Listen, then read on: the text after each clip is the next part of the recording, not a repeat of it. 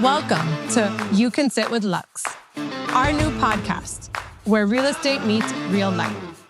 Here we will take you behind the curtains at LUXE Properties to showcase our culture, our team, and how we elevate the real estate experience and everything in between. Hi everyone, welcome to episode 2 of You Can Sit with LUXE. I am your host today, Wesley Ulloa, and I have the pleasure of having the famous Eli Beracha from FIU Real Estate, who's going to be talking to everybody about what's going on in the Miami real estate market today. He has worked closely with us for the past, I want to say maybe 6-7 years. I did my... That long? Wow. I know, it's been a long time. I graduated in 2017 from the master's program at FIU. Amazing program. I highly recommend everybody takes it if they're interested in real estate. But he has worked closely beside us at LUXE Properties through consulting, helping develop stronger agents, and also, just helping us navigate this market. So let me introduce him, and why don't you tell everybody a little bit about your background and how you got to where you are today as the head of FIU Real Estate. Okay, well, first of all, thank you, Wesley, for having me. Yes, I didn't realize it's been that long since we been working together, but it has been a while. So background, I guess, originally from Tel Aviv, Israel. I grew up there all through, high school, and then I served in intelligence for a few years, and then came to the United States. I started studying computer engineering, which is very different than, of course, real estate. Continued my education. It was in Kansas.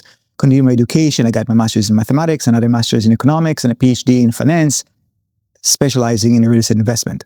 Now, while I was doing all that, and maybe we can get back to that later, I was investing in real estate, small scale, mom and pop style landlord. And that's, I guess, what got me into real estate. Once I finished my PhD in finance, specializing in real estate investment, I became a professor. I was for a few years in North Carolina, professor there. Then I was a professor at the University of Wyoming in Wyoming, for those of you that know where it is. Miami sounds like it's definitely the funnest one that you've been in so far. and then they called me from here and eventually offered me the job. I joined in the beginning as an assistant professor, joined at that rank, went up through the ranks, associate professor, full professor, director of the program, and now I'm the director of the Hollo School of Real Estate at FIU. I'm teaching there, I'm directing the program, and then I do other things. We can touch on that later on the professional side of real estate. Yeah, but you've really transformed, I would want to say, that program. I mean, obviously, not only the program, has always been a strong program, but you have been very forward-facing with the program. Most people that are in academia are a little bit more behind the scenes, more doing the research, the teaching, but you are very forward-facing. I would call you like a real estate data influencer. What have you done, or how did you transition to be more forward-facing, not only for the program, but for yourself? So first of all, thank you. So I think what's very important, and some people or professors forget about it, that, when people come to study real estate at a business school, yes, they care about the theory, and they care about, the math behind it and the analysis and all that, but they have to see how it is connected to the real world. And that's one of the very first things that I bring to the classroom. You can probably speak to that, and all my students will tell you that I speak real world. And the advantage I think I have is that I've been doing it for 9 years before I started teaching officially, and now I've been doing it, again, real estate professionally for 25 years. So it's easy to bring it into the classroom, and then from the research, and you said research, so I was ranked number 3 in the world in real estate research productivity. So it's not like I'm not doing that. Yeah. I ranked very high there, but bringing the practical things from life, from real estate in the classroom is really what make, I think, the program successful. Students want to come back, want to tell their friends. And then the other thing that we did that is extremely important is that I started the advisory board once I became the chair of the department, and that is connecting real estate professionals. We have now about 70 real estate professionals to different stages of their career, all of them very successful, that help us with the program. And that professional connection with the students make the program a lot stronger. Yeah. No, and I see you working with a lot of these individuals outside of the program, bringing awareness and also bringing awareness to what's happening in the market. Because there's a lot happening in the market right now.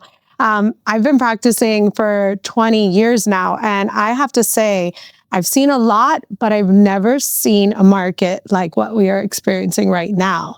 Can you tell our viewers a little bit about what factors are driving the market nationally and locally, with what's creating this interesting environment for real estate? Okay, so yes, if you've been in real estate for 20 years, I've been in real estate for about 25. I think it is true. We've never seen a period like this. We saw low volatility. So if you go 20 years back, even less than that, you had the Great Recession of starting, the peak 2007, the boom that leads to that, the crash 2000 until 2009, 10, and then a recovery. What we never saw before is a significant increase in interest rates. So really, if you've been around for 25 years, and many people been around for less than 25 years. I mean, only people that are much older have been around for longer. If you've only been around for 10, 15, 20, 25, even 30 years, really, if you only came to real estate 40 years ago, you never saw a significant increase in interest rates over a short period of time. Mm-hmm. And this is what we saw recently. So a few things that are shaping really what's happening in the market. I think I wrote in the last report for the LUXE, you probably saw the draft for our last Q2 report. And I call it the period of nothing, or the year of nothing. And I'm asking, is really nothing happened when the market is doing nothing? And the answer is that actually a lot is happening. Basically, the market was going and doing very well since 2010, all the way until 2019, 20. And then COVID hits, okay? A little bit of a hiccup, people freaking out, market shut down for a bit, and then surges in a way that we never really see market surge before, especially in Miami, because that became the place that everybody moved into from places where, whatever reasons, we're not going to get into that. But people are moving. It was fun times. I'm not going to complain. COVID was great here in Miami, not only work-wise, but everybody wanted to be here so much. Miami has changed overnight because of that. For sure. And became a very different place. And during that period of time, starting 2022, interest rates that were sub 3%, on average, sub 3%, all of a sudden rose to 8%. That is almost 3 times in interest. In a few years. In 2 years period. Yeah. So it basically rose from 2022 to 2023 from 3 to almost 7. Yeah. And then until 2024 to almost 8. And then now we are lower, actually significantly lower. It doesn't maybe feel like that yet, but you're in the right track. And the point is that when you have interest rate climbing so much over a short period of time, and at the same time housing prices surge, the market just needs to take a breather. No, yeah. And people need to catch up with their ability to buy a home, with their desire to buy a home, with where they want to be. Can they really afford a place here or there? Are they willing to sacrifice location? Are they willing to sacrifice size of their place? Whatever it is. And that is really what happens over the last 3 years. We see a lot less transactions because on one hand, again, a lot of people cannot afford a home. On the other hand, a lot of people that do have a home and have it with a 3% mortgage or whatever it is, they don't want to sell it. They feel like they need to spend a lot more money to buy something nicer and much higher interest rates. And that's what kind of, set the tone for the last 3 years. Recently, and very recently, we saw significant decrease in interest rates. Now you can borrow a 30-year mortgages for less than 6 for some people. You can borrow in the low 5s on a 15. And that is very different compared to almost 8 that we saw a few years back. In addition to that, over those 3 years, we have a lot of what you call pent-up demand. Basically, people that, waiting to buy, they can wait a few months, a year, 2 years, 3 years. Eventually, their situation is such that they want to buy and they're ready. And their salary went up during this time and prices stay stagnant. Interest rate is still now coming down. And I really think that this coming the upcoming selling season, the spring, we're going to see significant increase in transactions. So if you're forecasting 2026, an increase of transactions as long as interest rates hold, I would imagine, right? And prices, they haven't really come down, right? But let's talk about that for a second. So that's another thing. So if you look at the data, you call me data influencer. I don't know if data influencer, I would call myself a real data expert. scientist. Okay, scientist. So again, anytime in modern history, and you can look back basically 50 years of data we have, every time that you have significant reduction in transactions, you also have decrease in prices. Yeah. This time it did not happen. You have significant reduction in transaction, but prices basically are stable. Of course, some areas are going down a bit, some area going up a bit. So of course it's location by location and or type by type, but overall prices are stable. And that just shows you how resilient the real estate market is. Everybody that is waiting for a recession in real estate, like a crash, they need to realize we have a shortage of housing. Mm-hmm. We have, again, pent-up demand of people that want to buy. And you cannot have a crash in an asset that everybody needs and there's not enough of. Yes. And it's even harder to build right now too, right? Yes, building is extremely expensive. So, if increasing interest rate from 3% to 8% did not cause real estate prices to crash, I don't see it's happening right now. I see real estate prices are stable. Again, you need to know where to buy, or where to invest. And, you can do more than just stable. Yeah. But I don't see real estate prices crash. I see really a stable market for some time, people catching their breath. Overall transaction will increase and the market will get healthy again. So that's really great information. And I think all of our viewers are going to love that. But I bet you they would even love to know a little bit more about what you think they should be doing in today's market, taking all of that. Should they be buying right now or should they be renting right now? And more specifically in Miami. So the buy versus rent question. So, I have a buy versus rent index that is actually quite popular. A lot of people are very curious about this topic covered in the classroom and your seminar, etc. I'm one of its biggest fans. I use this all the time, and I go in there and I run this model that you basically created that you use to forecast, right? But you gave us like a mini version. I think it's phenomenal. So I know our viewers want to know what they should be doing. Okay, so again, I hate to say that, but it depends. What's important to know is that even though a lot of people think that, okay, buying is always better than renting because you end up with an asset, because it's an appreciated asset, because all these things, it's not necessarily true. There are some cases where renting is better. And it depends on the location, the type of property. So I would say if you're talking specifically here about Miami-Dade and specifically about today,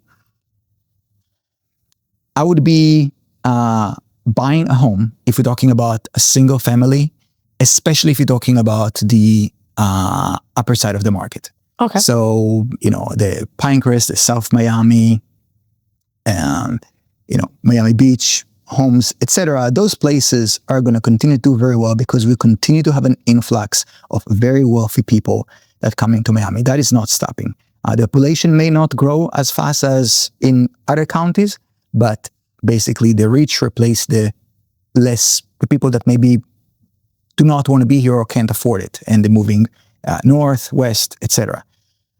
If you're talking about condos, I would be a lot more careful. And in many cases, I think renting is wise. You have to be very careful to see, what are the competition, how many more units are coming of the kind that you're buying. If it's older buildings, what are the assessments that are coming, soon. But that does not mean that there's no deals there, because I'm not telling you something new, right? Everybody, of course, know about after the Surfside collapse, about the new regulations and the different requirements for assessment. HOAs become more expensive. That means that there is some places that actually become a really great deal to buy a place. So, I would agree, right? Warren Buffett always say, when everybody's fearful, be greedy, because this might be an opportunity. Is that your motto? That right now, maybe there's some generally. So basically, if somebody's selling for market and it's a building that is reaching 40-year, whatever the 40-year recertification for the structure, I would be careful. But if something is a building where there's a lot of sales and you see that there are a lot of people need to sell and prices came down significantly, you need to see, what do you get there compared to new construction? How much you get it cheaper? Do you like the area? Is the building still in good shape? Yeah. And in some of those places, actually, it makes sense to buy. But I would be a little bit more careful with the condo market to buy than I am with single family or townhomes. But long term, you think Miami is on a good trajectory overall? I believe in Miami really long term. There's no question that people come to a place for a reason. Mm-hmm. And people don't just come for a place for a year or two and then they stop. Typically, demographic trends are the easiest trends to predict. Not because we're so smart, it's because they have so much momentum. When people start moving up to a place, again, like I said, it's not for a year or two, it's typically for decades. And then maybe it slowed down, maybe they stop coming for whatever reasons. And there's a lot of reasons to come to Miami. Yes, it is expensive, but it's only expensive relative to what people used to have Miami at. Miami used to be so much more affordable than New York, than, places in California, like San Francisco, etc. And today it's maybe almost as expensive. But there's a reason for that. So people that still expect it to be a superstar city for a bargain price, they're not going to get that. And with all the growth, the weather, the flavor, Miami, I still think is a place to be. And opportunities. If people are, motivated, if they're smart, they have ambition to work hard and smart, they can make a lot of money here. All right. Well, then leads me to our next question. What is one myth that you get or would like to debunk about the Miami real estate market? Because you get a lot of questions all the time. So what is one myth that you would like to debunk? I think the myth I'd like to debunk that it is expensive. So again, expensive is relative, but really what people compare it to is what it was before COVID. If you compare Miami, I travel a lot, not just the United States, but everywhere outside the United States. And when people say that they're from Atlanta or from Memphis, Tennessee, or there's like, oh, okay. And when they say I'm from Miami, it's like, oh, Miami, tell me more about it. Everybody wants to hear about Miami. Everybody wants to invest in Miami. Everybody wants a piece of that. It really become a city that, it's not for everybody, but become a very special city that you cannot replicate in other places. The culture, the mix of, the people that are here, it's something that really you don't have anywhere else, of course, in addition to the tax benefits and the weather and all those kind of things. So really for what you get, if you need to be here and if you like what Miami offers, it's not an expensive place. If you don't like what Miami offers, then you should not pay a premium for those amenities. But Miami is not necessarily an expensive place.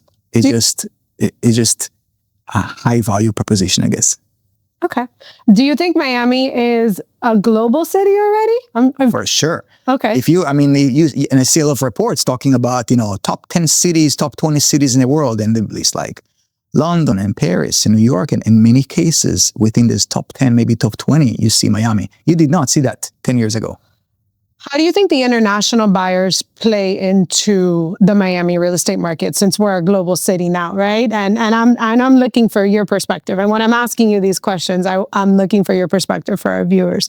So how do you think the international buyer, or just it could even be the seller, plays into the local market right now? So in Miami, we always have, a significant part of the buyers and sellers or the participants were from out of the country. And mostly it was Latin America, South America. And it has stayed like that. And in many cases, it was depend on if the currency in those countries is strong or weak.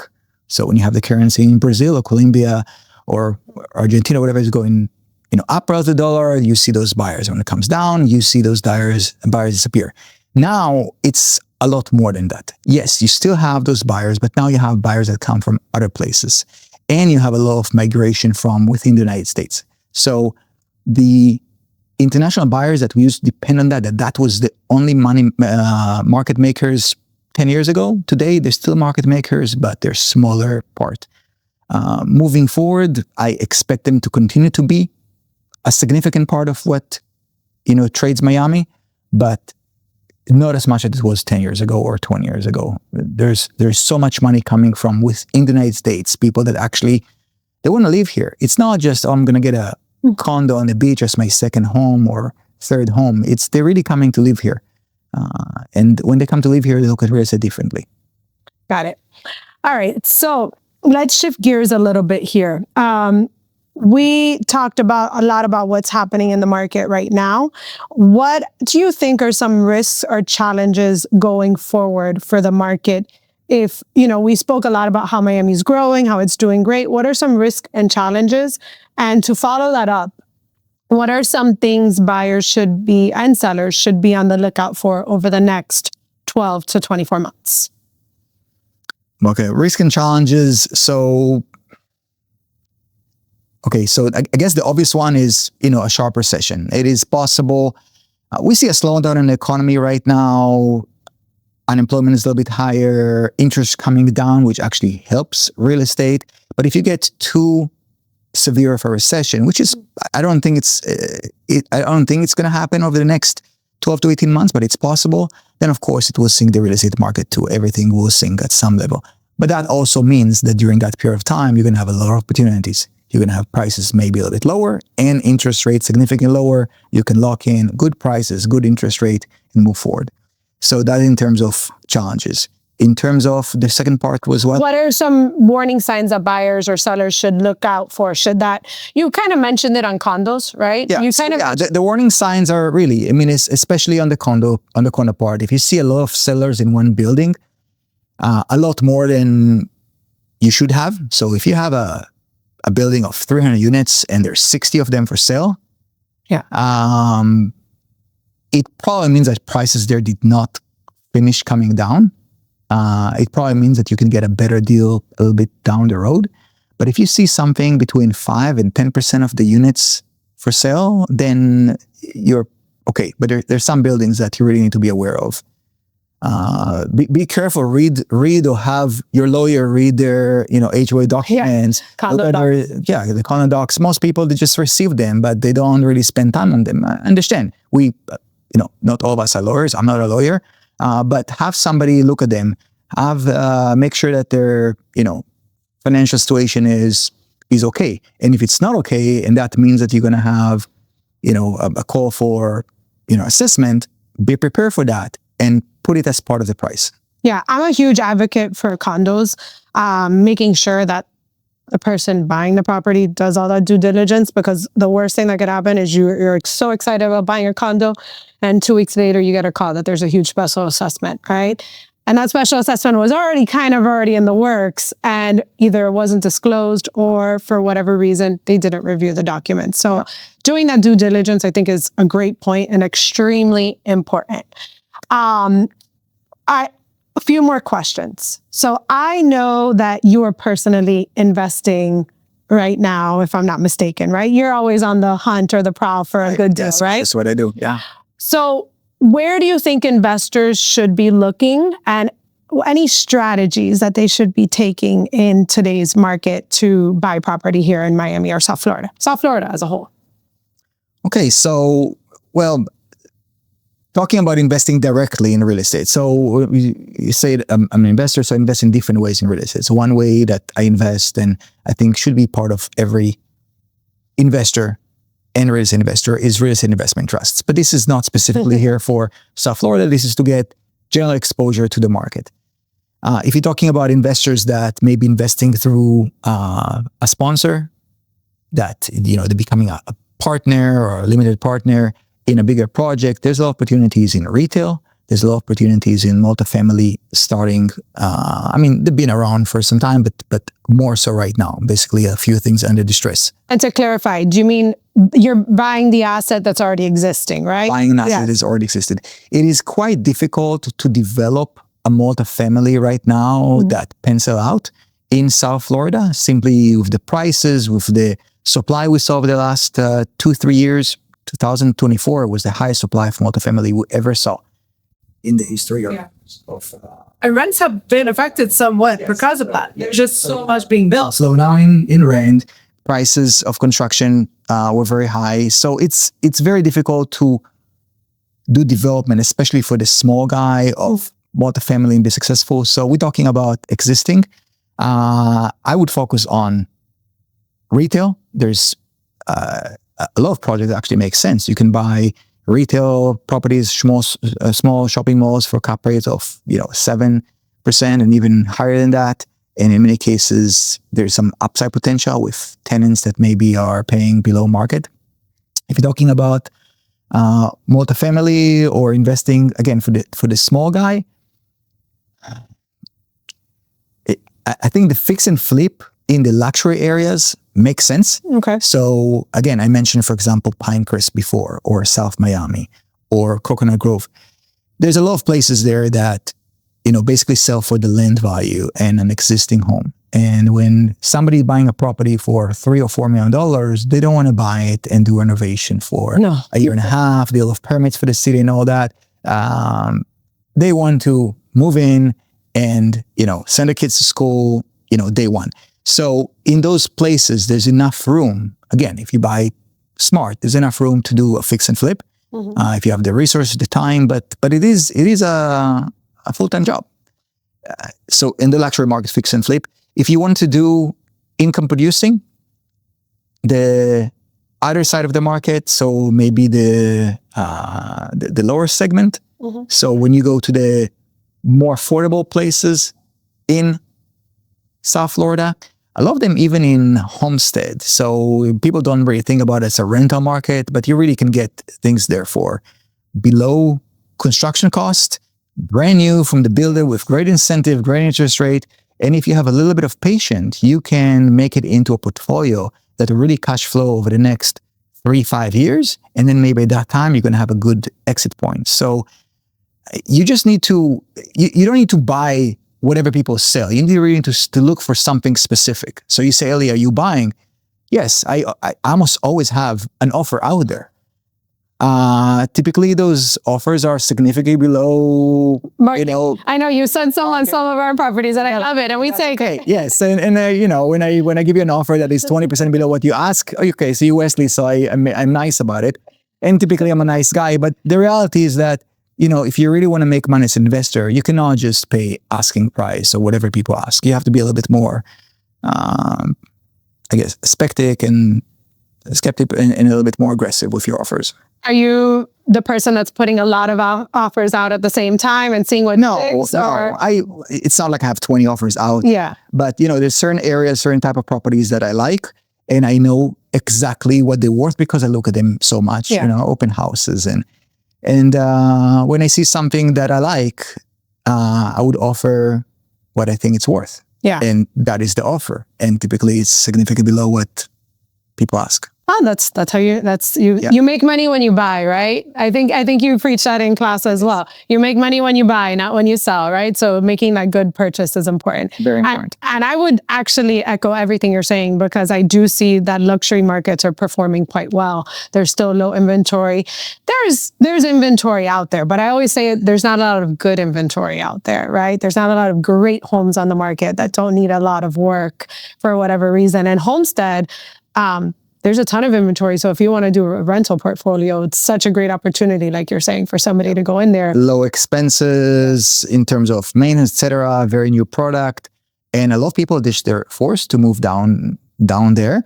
And, a few years back, it was, you have to go to Homestead. And today there's a lot going on there. Yeah. So, and a lot is coming too.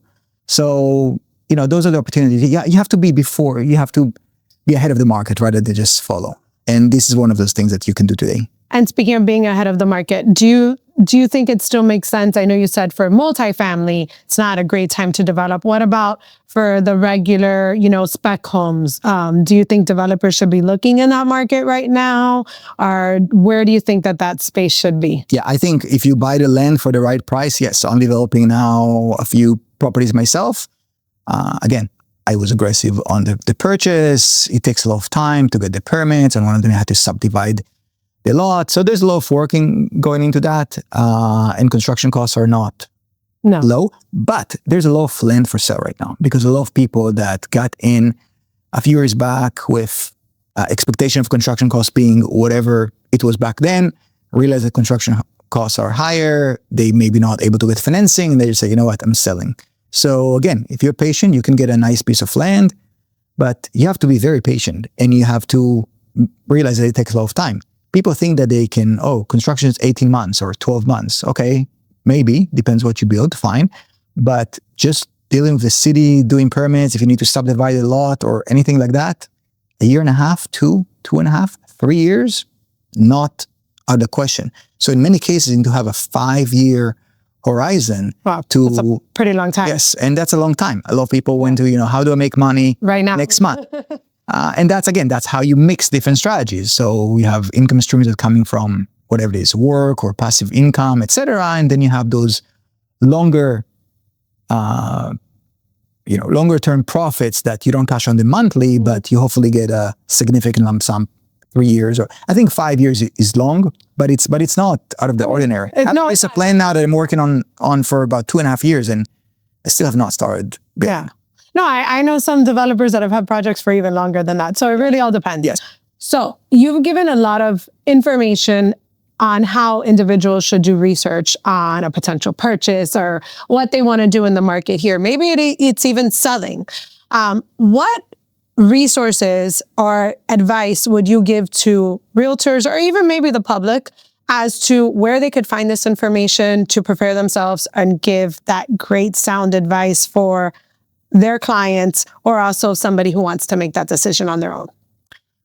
Okay, so I always tell, and I'm biased, but I think it really goes a very long way to basically educate yourself. So we know that there are good agents and there are agents that are not that good. And one thing that will definitely differentiate the good agent, that they're able to give advice, they're not selling. Some people refer to, in a negative way to real estate agents as door openers. They are door openers if they don't know anything about the market. But if they understand really how to value a property, if they're really focusing on a particular market that they really understand, if they really have the data and able to analyze it, so this is all come from education, they are able to really be an advisor. They're adding value and people want to work with them. This is the same thing for an investor. Everybody and their dog wants to be a real estate investor in Miami. Guess what? Fine. Yes, there's opportunities. You can make a lot of money, but only if you know what you're doing.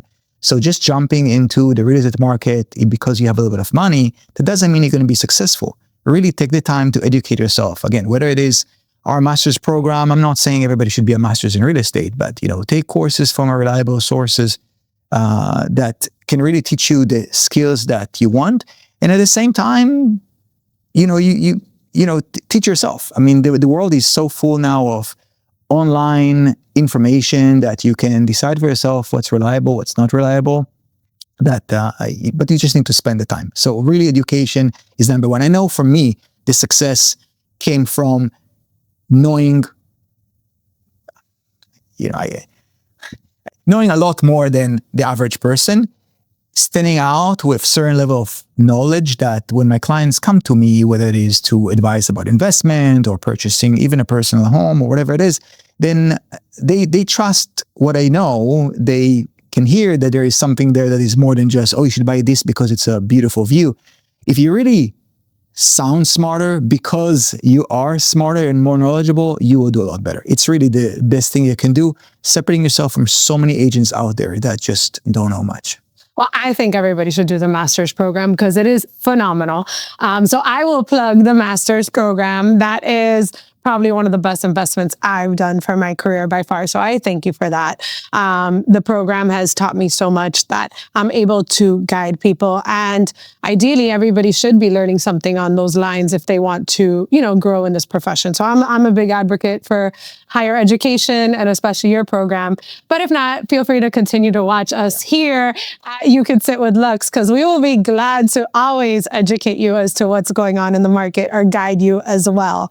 Luckily, we have Eli, who is going to continue to help us advise our clients and also train and develop our agents long-term. And I know we have a few people in the master's program too. Yes, we do. Yes. So started this year. Yes, so really exciting to see that. All right, so we always want to close with some rapid fire questions so the viewers could get to know you a little bit more. Okay. So quickly, tell us, all right, American coffee or cafecito? American coffee. I'm an American coffee drinker too. Right? And an espresso in the morning. No sugar, black, just the way it is, yes. Condo or single family house? That's an easy one. Come on, single family. Where you want to live to? I like living in condo, not in my current situation, but as an investment, single family. Okay. Let's go with Coconut Grove or Brickell. Coconut Grove. I love the Grove. Favorite restaurant in the city? This one you got to think, but. Motik. Oh, okay, cool. Yeah. Israeli restaurant. Very good. Love it. Love it. Best piece of advice you've ever encountered or been given? Surround yourself with the best people you can. That's what will bring you up. Well, I have to thank you for coming on here today. I hope that I brought you one of the best people to advise you on the markets. I would say so. Thank you, Wesley. It's been a pleasure. Thank you, Eli. Thank you, everybody. Looking forward to seeing you again on our next episode of You Could Sit with LUXE. Thank you.